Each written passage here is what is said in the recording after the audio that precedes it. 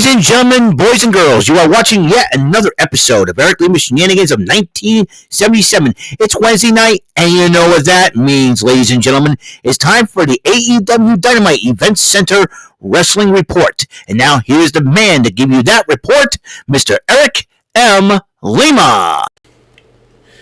Thank you very much, Mr. Announcer, sir. Well, hello there, everyone. Welcome to yet another episode of Eric Lima Shenanigans of 1977.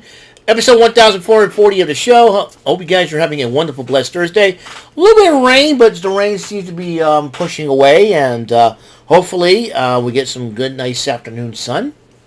And as you know, summer is coming around the corner, and we're already getting summer-like weather as the month almost ends. This is the final AEW Dynamite report for May of 2024, but also this is the fallout from Double or Nothing as we go transition from Double or Nothing to the Forbidden Door. That's right. It's where where wrestlers from other organizations will come in and challenge AEW's best. And really excited. The Forbidden Door is already opened up. If you notice, if you watch Collision this past Saturday, you know, Hiroshi Tanahashi, not only the ace of New Japan Pro Wrestling, but also the new president of Pro Wrestling, and he can still go in the ring. Let me tell you something. That's going to be pretty cool. It's always to see, and he's already experienced Tony Storm's crazy stories, which I think was hilarious. And only Tony Storm can make things fun and funny, and and to see Tony Khan trying not to crack up laughing, and Hiroshi Tanahashi's like, what the heck? It's hilarious to see that media scrum. Hilarious. I love Tony. That's why I like Tony Storm. She's smart. She's beautiful. She's funny. She can wrestle. And she can cut a promo on the mic, I'm telling you. She's carrying that women's division for AEW right now. And if AEW releases her, it would be a blow to that women's division. But right now, she's holding it down. She's holding it down. All right, let's kick it off.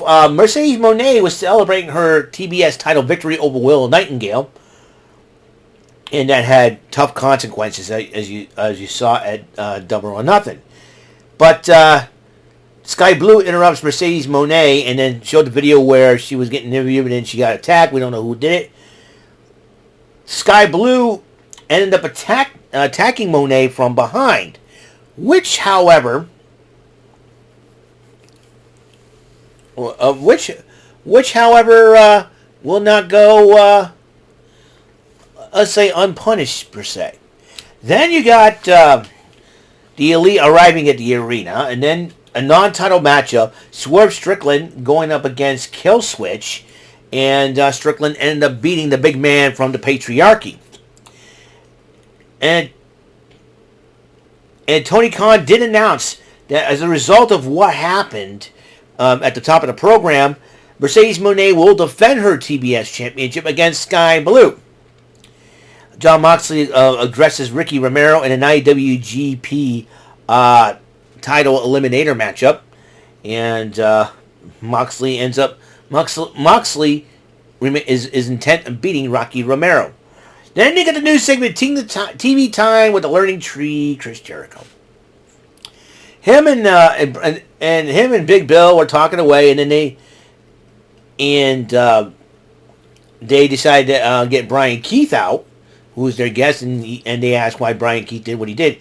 He felt like that everybody else is disrespecting Chris Jericho, and he's willing to learn under the Learning Tree. Brian Keith, I watched the guy since Reality of Wrestling under Booker T, and for him to evolve his character in AEW, it's a really awesome thing to see.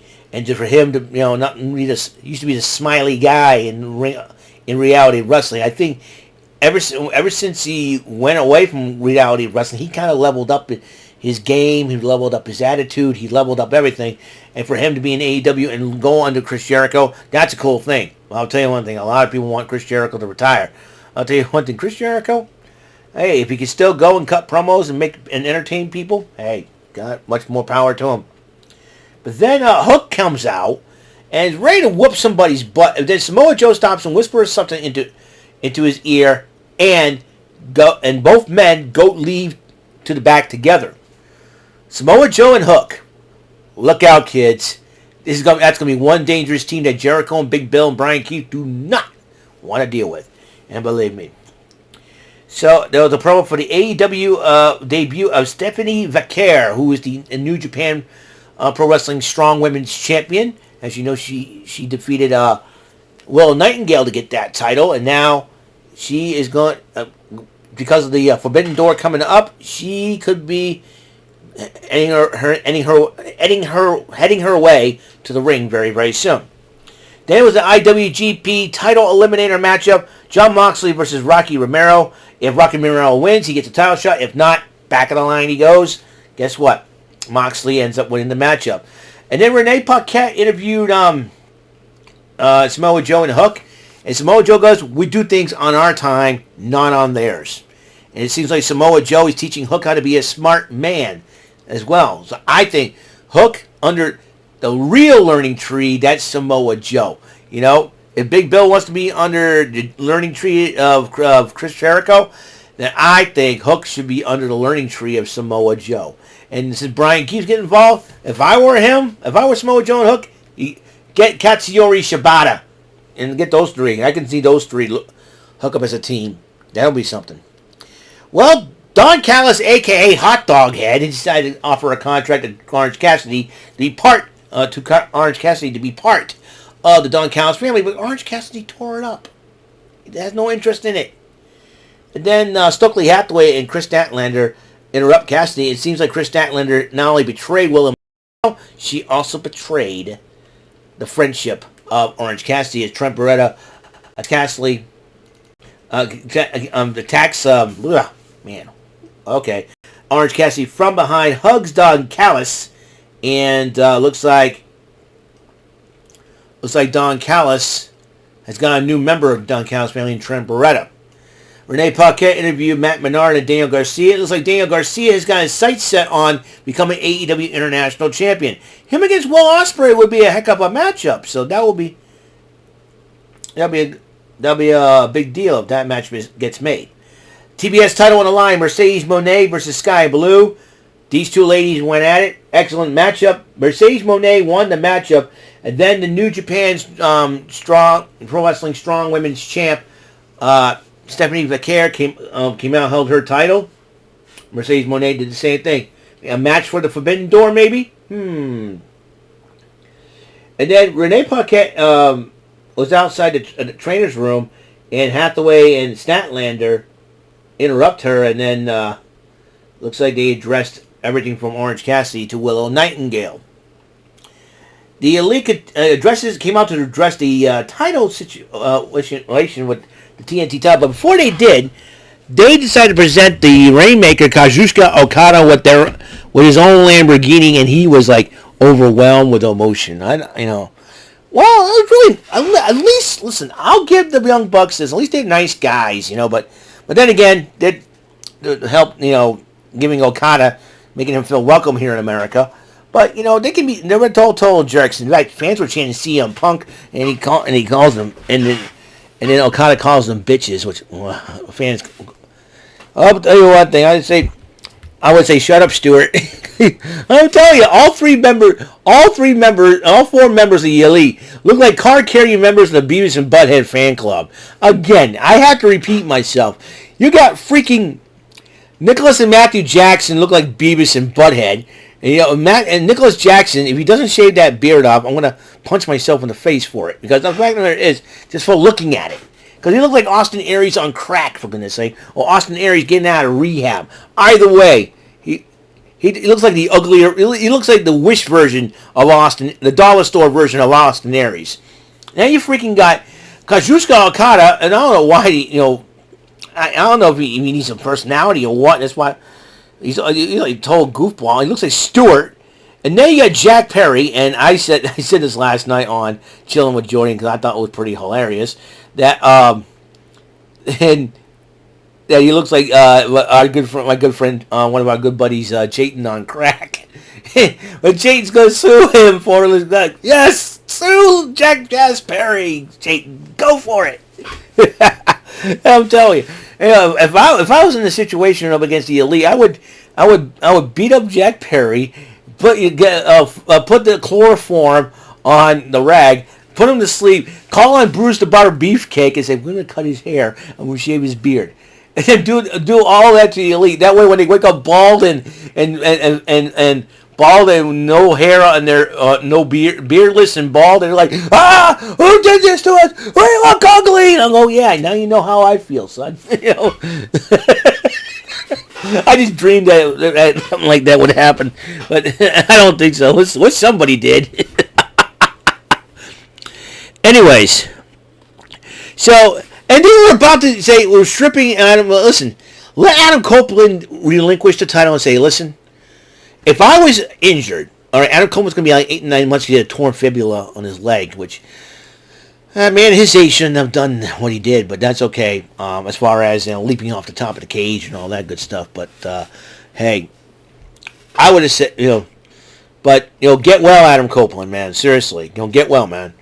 Anyways, if I was in Adam Copeland's shoes, I would say, listen, I'm relinquishing the title. I would have made a suggestion, right? So the Young Bucks decided, we're going to hand the title over to Jack Perry because he's our MVP of the Anarchy in the Arena. I'm like, you got to be seriously kidding me, right? You got to be seriously kidding me. They're going to hand the title over to Jack Perry? Really?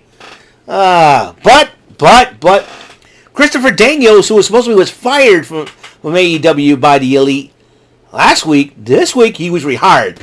He said, I don't need that severance package no more because got a new job thanks to Tony Khan. He is the interim executive vice president, filling in for Tony Khan and Kenny Omega. I say good move on Tony Khan's part. Because I'll tell you one thing right now, the Young Bucks are, I would have taken that position. I would say, listen, you four clowns are going to see action. And the losers get all their heads and hair and beard shaved. That's what I would have done.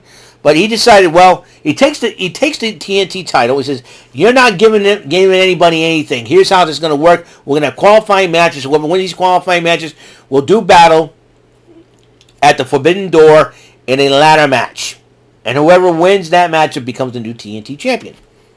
So I say, that's a great idea. At least Christopher Daniels now knows what to do. Respect to Christopher Daniels, man. Respect. So, and then they said, okay, we're gonna show you how happy we are to see you back. And they're about to attack him. And then the Acclaimed and Billy Gunn back him up. I was like, smart move. I was like, the Acclaimed's pissed. I say the Acclaimed would challenge the Young Bucks the Young Sucks for those tag team titles. Yeah, whatever. Then MJ, did a thing on MJF returning, and then Roosh came out, and Roosh did a promo and said, hey, welcome back, but I'm challenging you. You mess with a bull, get the horns. It looks like Roosh wants to be the one to go up after MJF. I don't know. MJF is pretty loaded for bear, and I'm sure in the back of his mind he wants some revenge. This is a brand new MJF, probably the old school MJF back, but this time around, I guess this is an MJF that's not going to be playing around no more. And believe me, and that could be. And if I were the Elite, I would steer clear of MJF, because if you cross MJF, he will kick your butt without hesitation. Yes, I am siding with MJF. I used to call that guy the first ever Beavis-looking butthead, but he's not a butthead no more. He is out for blood. He is out to become the man again. And believe me, and believe you and me when I say that, he's going all out, no pun intended. And he's going all in, no pun intended. So I'm telling you something. If he's not leaving AEW, I'll tell you one thing right now. MJF, the Wolf of Wrestling. Yep. That's what he should be called. All right, so they had a Casino Battle Royal. And the winner of the Battle Royal will be the number one contender for the title at Forbidden Door. So it goes like this. Jay White and Pac started off. And then Mystico from CMLL. And then Will Ospreay, the international champion. From New Japan, Shota Umino, Claudio Castagnoli, Leo Rush, Orange Cassidy, and Hechicero. And it is 1, 2, 3, 4, 5, 6, 7, 8. A 9-man Casino Battle Royal. And the winner of the match was the international champion Will Ospreay, and Swerve Strickland came out to confront Will Ospreay. What? So that is a pump. So champion versus champion at Forbidden Door. Love the idea. We'll see what happens on the next episode of the show.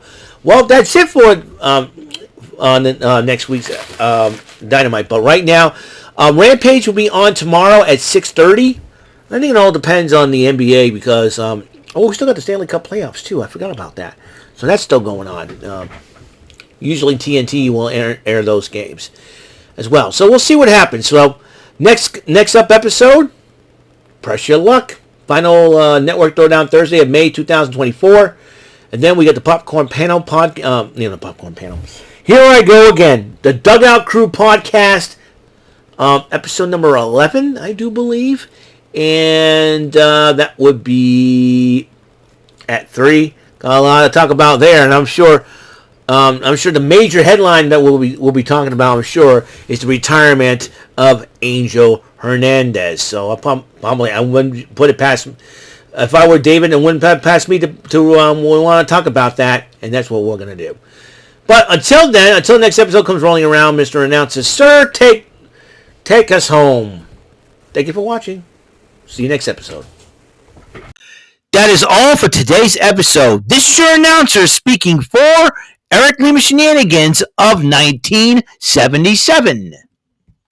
A Big Beefy E, doing for Bob Saget Productions, and in association with a Raven Bofa Telepictures and Distribution. Thank you for watching today's episode. Tune in next time for another episode of Eric Lima Shenanigans of 1977. Goodbye for now.